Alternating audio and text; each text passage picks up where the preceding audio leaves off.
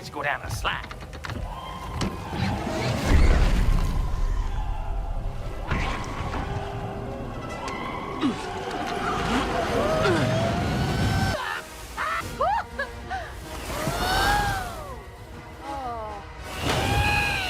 Mary, Mother of God.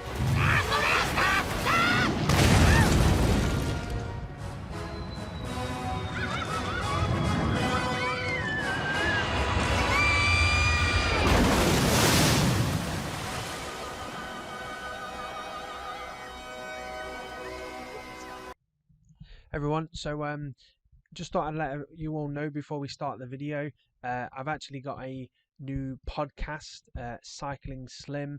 It's probably going to be on most of the platforms. It's certainly on Apple Podcast and Google Podcasts. I'm pretty sure, no doubt, it's on the other podcast as well. So I'll put the links in the description below, so you can check them out, or you can just search them on your podcast platform of choice.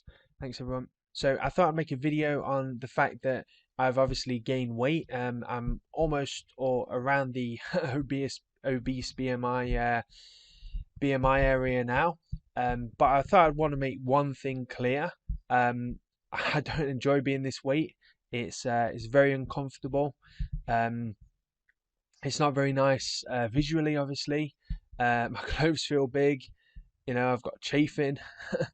I feel like a lot more sweaty and a lot more hot. Pretty much all the time.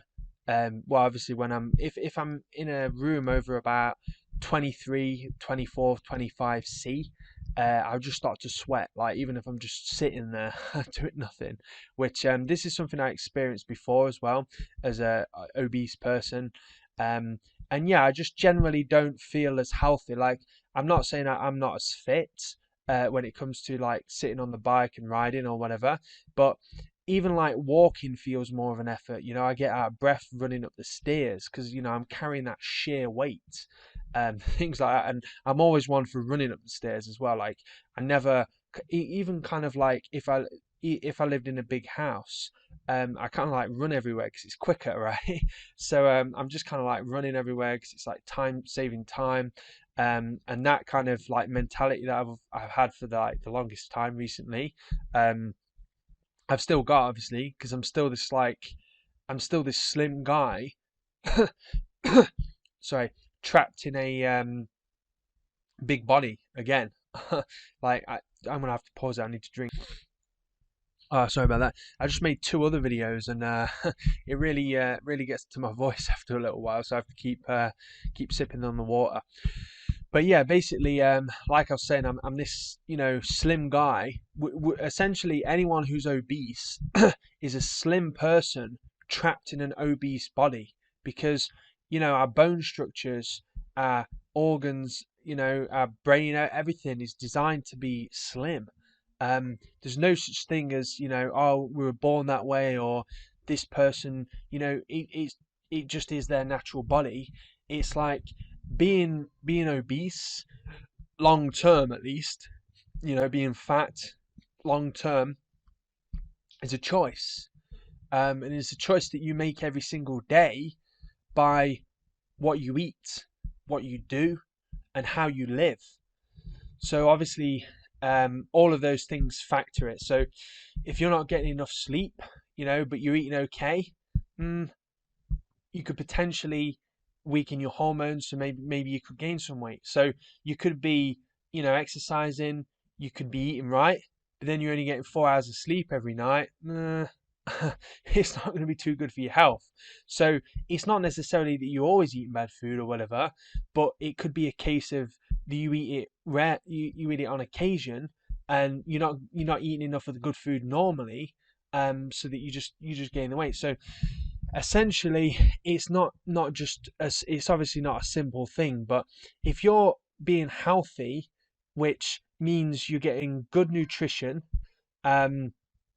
you know, you're exercising, you don't have to be, you know, doing 100k every single day or something, but if you're moving around 30 minutes an hour each day, whether it's cycling, walking, on a rebounder, you know, wheeling your wheelchair, however, right, then yeah, you're gonna be active, or just doing like a HIIT workout, or just going to the gym and lifting some weights.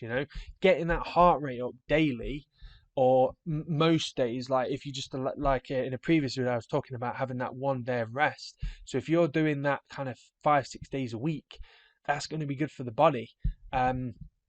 So one thing that I want to make really clear is I'm not doing this because I've given up on myself and I've become part of the fat acceptance movement. I've seen quite a lot of videos on this recently where you've got these morbidly obese people. I'll see if I can get some clips as well, and if I can, I'll put some clips in. Viewer discretion is advised.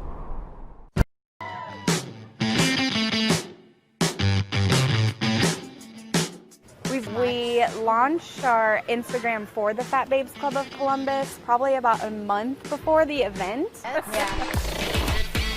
We saw it and we just about lost our minds because we're like, oh man, it's like a pool party for plus size people. It's super important. It's just been like a viscerally positive experience. And you're hot, take your shirt off. Right. Put on a bikini. No, I'm all about that cake and chicken. I'm all about that cake and chicken. I'm all about that cake and chicken. I'm all about that cake. If you're a foodie, just raise 'em up, 'cause every inch of me is perfect from the bottom to the top. Yeah, my mama, she told me don't worry about your size. Swimsuit up to 3X. This swimsuit is another one that was obviously made in 3X, but like not thought about who was going to be wearing it. The back is very tiny, the straps are very small. If you have hooters of any sort, they're not going to be held up well in this. I don't mind that. I like when my chest is out and bursting. If you're running around the pool with kids or something like that, I would not wear this at a pool day with my niece. I would be way too worried that I could not keep up with her and that I would unknowingly pop a breast out for the world to see. No, God! No, God, please, no! No! No! No! You've got these morbidly obese people who are promoting this way of life. Like being fat's okay. Like, for sure, like, if you get fat and, or if you're on a weight loss journey now and you're fat, then yeah, there's nothing you can do about it. But at this precise moment. But long term, you want to be getting back down to a healthy, slim weight. Now, I'm not saying being fat makes you a bad person, but what I am saying is being fat makes you unhealthy. There's no getting away with that. Okay, you might be able to be fat and you might be able to cycle, or you might be able to run up the stairs, or you might be able to do push-ups or pull-ups even, if you're super strong, but you're still not going to be at optimal health. Like, your body is going to be working so much harder, and especially if you're fat through animal food and animal products, essentially you're going to have probably clogged up your arteries and your heart, and you're going to have high cholesterol and things like that. So essentially you're not going to be healthy. Now, if you're like me and you've gained your weight, through post-starvation hyperphagia, which is through the appetite increase, and then obviously the post-starvation obesity, which is my body, putting like literally holding on to almost every calorie that I ate when I started going back like all in kind of thing. If you've gained weight through that, then yes, that's necessary to becoming healthy. So if you're anorexic, or you've had an eating disorder, or for example, like Stephanie Buttermore, she's had a history. I'm not saying she eats a good diet, but she's had a history of bikini competitions and yo-yo dieting, and it's actually healthier for her body in this particular. I'm not saying the the cholesterol and stuff that she's gaining, but it was actually healthier for her body to go through this, weight gain, to then come out the other end a healthier person.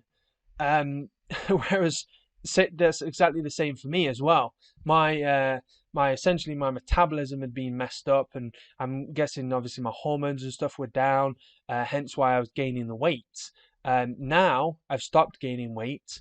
My appetite's gone down, but I'm still eating unlimited, and I'm obviously feeling a lot healthier. When I first started this though, and I started gaining weight quickly, I certainly had some like heart palpitations and things like that, mainly when I was going to sleep, and that kind of thing like worried me. I was like, shit, this isn't healthy for my body long term to be this size, 102 kilos when I've got a lean body mass of 71 kilos. So with 10% body fat on, I should be about 78 kilos. Which, yeah, obviously, is healthy weight range for me. But having 24 kilos of, is it 24? Yeah, 24 kilos of extra fat on me, pure fats, isn't good, because the fat is leaching into the blood constantly, which if you're diabetic prone, or you've already got diabetes, is kind of like a slippery slope for you, because obviously it's the fat that messes up the insulin resistance and things, causes the insulin resistance, and obviously messes up the insulin sensitivity and things like that, and causes that. So you can kind of be on a slippery slope. But at the end of the day, I'm definitely not an advocate. I am definitely an advocate of body positivity. So if you're born with, without a limb, like you've only got one arm or something, and that's the body that you've been dealt with, or maybe you've got a large nose, or maybe you've got some kind of disfigurement, maybe a giant birthmark on your arm, or on your thigh or something, right? That being positive about that, like, this is my body, I love my body, that is body positivity, right? Eating at KFC every day, and then down in a Ben and Jerry's, and then driving the car 300 meters to the store to buy more KFC and Ben and Jerry's, right? And then lounging around all day doing nothing, isn't being body positive.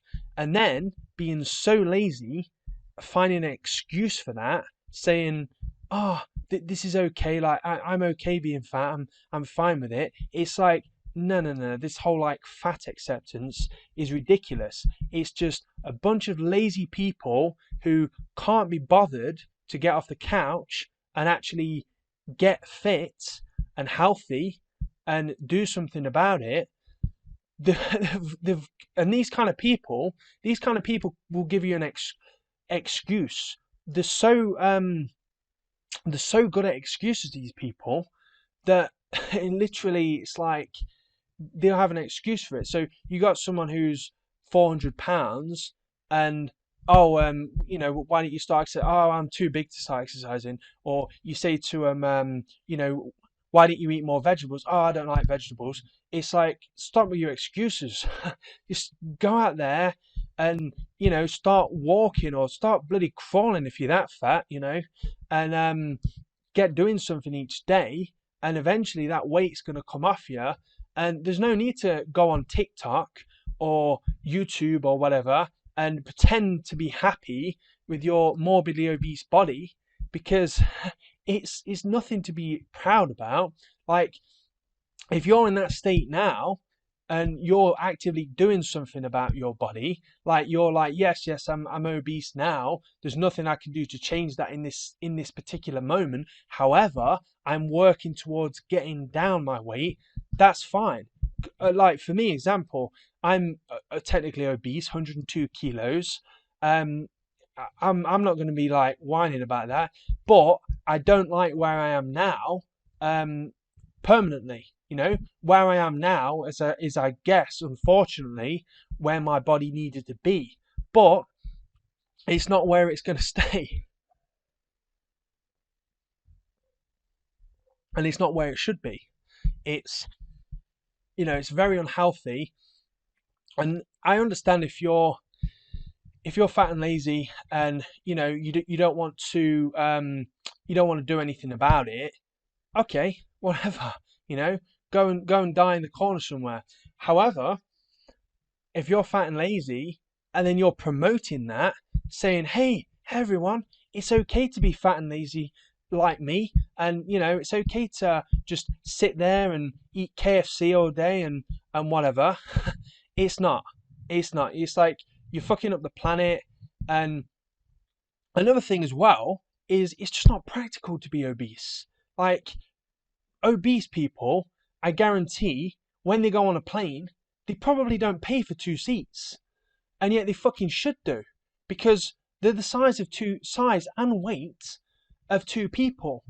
Like, I should have probably paid for a bloody two person flight, you know, on my way into Thailand the first time, you know, when I was 140 kilos. Was it 100? Yeah, 140 kilos. I probably should have paid for 2 people because I weighed the weight of 2 people. However, I didn't. And I probably took up 2 seats. Like, I'm sure I was, you know, overflowing onto the second seat, but it's not something that happens. It's like, by being the size of 2 people, you're having more of an impact on this planet. And typically, I'm not saying that there's not obese vegans out there, but typically these people are eating god-awful diets as well. And tons of animals are having to die for their habits, for the bad habits. And obviously the earth is being damaged and deforested and stuff. And, you know, even just like riding in a car, they're using more gas because they're so heavy, right? And they've probably got more groceries than the average person. So it's just like all around, these people are just bad for the planet. So essentially, like, they're just all god-awful people who, just literally just a waste of the planet. But yeah, my point is, at the end of the day, I'm definitely not part of the fat acceptance movement, or, you know, like, I'm certainly all about people being body positive, so especially people who are born deformed, you know, people who are disabled, you know, have only got one leg or whatever. Like, it is what it is, you know. Yeah, you might as well be positive about it. There's no point in being negative about it. But people, like, being fat is a choice. Like, long term, being fat is a choice. Like, you may be fat now, but you don't have to be fat or obese in 5 years' time. Like, if you're still fat and obese in 5 years' time, it's 100% a choice. Like, I first came to Thailand in 2015, and I was morbidly obese, 140 kilos. I left Thailand in 2016, just under a year later, and I was 100 kilos, similar to the weight that I am now. And then when I came back to Thailand, I was 89 kilos. And then eventually when I left Thailand, I was 71 kilos in 2018. 81 kilos.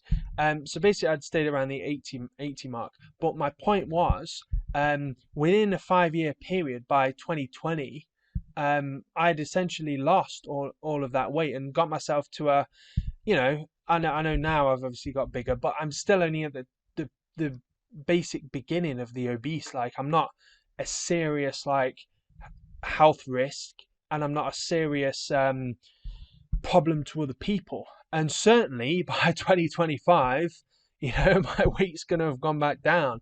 So if you're fat now and you're doing something about it, or you plan on doing something about it, that's fine, right? Get it done. Lose your excuses, leave them at the door, and lose the weight, and become a healthier, you know, more productive citizen. And yeah, just overall a better person to be around, you know, more inspiring and better for the planet, versus, you know, being part of the problem of this planet and certainly promoting it. Like, if you're gonna be fat, just sit in a corner in a dark room somewhere out the fucking way. Like, don't be promoting it like, oh, this is okay. Like, no, it's not okay. Like, cancer, fucking heart disease, diabetes, all these I said heart disease. All of these kind of things are basically obesity, heart disease, cancer, etc., diabetes. They all go hand in hand. And then, of course, you've got all the minor disorders, you know, like your skin disorders, your asthma, things like that. They all go hand in hand with being obese as well, because typically being obese, you're unhealthy, and then you get all these kind of issues. Especially, like I said, if you're getting unhealthy and obese through a meat and dairy kind of like standard diet, junk food diet. So that's my thoughts on this. I just wanted to make it clear that I'm certainly not part of the fat acceptance movement, even though I have become fat. And yes, I have accepted that in this moment, but it's certainly not for me in my future, right? And like I said, if you're fat right now, and you don't plan on being fat, that's fine. You know, it is what it is. But if you plan on being fat, plan on getting fatter and promote it, like, you're a piece of shit at the end of the day. That's what I think anyway. So if you're currently fat and trying to lose the weight to become a healthier human being, give this video a thumbs up. If you're currently fat and plan on getting fatter and want to promote that to the rest of the planet, give this video a thumbs down. And I'll see you in the next video, everyone.